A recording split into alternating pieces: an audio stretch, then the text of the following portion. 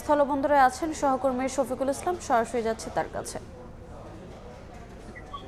Customs কর্মকর্তা কর্মচারীদের যে কমপ্লিট শাটডাউন সেটা কিন্তু প্রত্যাহার পরে হিলিস্থল বন্দর দিয়ে কি সকাল থেকে পুরোদমে শুরু হয়েছে পণ্য লোড আনলোড, পণ্য আমদানি সব কিছু স্বাভাবিক রয়েছে।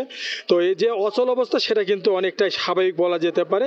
তো আমার পিছনে যে ট্রাকগুলো দেখছেন এই দুদিন থেকে এই পণ্যবাহী ট্রাকগুলো প্রায় আনলোড অবস্থায় ছিল, এখানে একটা অচল অবস্থায় ছিল।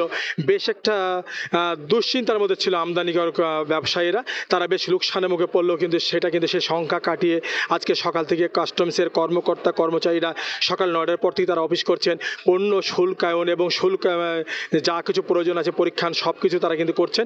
এতে করে ব্যবসায়ীদের মধ্যে কিন্তু বলা যেতে পারে যে একটা স্বস্তি কিন্তু আমরা লক্ষ্য করেছি, এখানে তাদের মধ্যে একটা স্বস্তি। তারা কিন্তু এখানে পণ্য লোড আনলোড থেকে শুরু করে সব কিছু ভারত থেকে পণ্যবাহী ট্রাক বন্দরে প্রবেশ করেছে। পণ্য দেশের বিভিন্ন জায়গা থেকে কিন্তু পাইকাররা এসেছেন, তারা কিন্তু পণ্য এখানকে পণ্য কিনতেছেন। সব কিছু বলা যেতে পারে যে বন্দরের যে কার্যক্রম সেটা কিন্তু অনেকটা স্বাভাবিক এখানে। তাছাড়া কিন্তু আমদানিকারক ব্যবসায়ীরা বলছেন যে আসলে তা আজকে যদি সে পণ্যগুলো যদি বন্দর থেকে না বের করতে পারলে তারা অনেকটাই কিন্তু লোকসানের মুখে পড়তো, পণ্য ক্ষতিগ্রস্ত হতো। তবে তারপরও তারা বলছেন যেহেতু এরপরে যেন সরকারের কাছে আবেদন যে এই ধরনের কর্মসূচি যেন না দেয়, ব্যবসায়ীদের জন্য কিন্তু অনেকটাই পুঁজি হারানোর কিন্তু একটা শঙ্কা থেকে যায়, তারা কিন্তু এমনটাই বলছেন। তাছাড়া কিন্তু পণ্যবাহী ট্রাক বন্দরে প্রবেশ করছেন এবং পণ্যবাহী লোড আনলোড যে পণ্যগুলো আছে সে পণ্যগুলো কিন্তু এখান থেকে বিভিন্ন জায়গায় কিন্তু চলে যাচ্ছে। এখানে আমি বন্দরে সকাল থেকে কিন্তু অনেকটা পাইকারি ব্যবসায়ীরা কিন্তু এখানে এসেছেন। আর মূলত হিলিস্থল বন্দর দিয়ে যে পণ্যগুলো আমদানি হয় সেগুলো কিন্তু বন্দর থেকে বিক্রি হয়ে থাকে।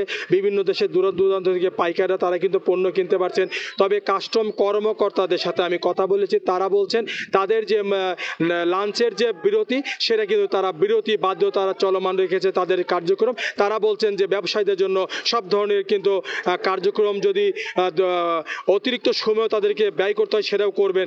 এই ছিল হিলিস্থল বন্দর থেকে আমদানি রপ্তানি নিয়ে কমপ্লিট শাটডাউন নিয়ে আমার কাছে সর্বশেষ। সরাসরি যুক্ত ছিলাম হিলিস্থল বন্দরে।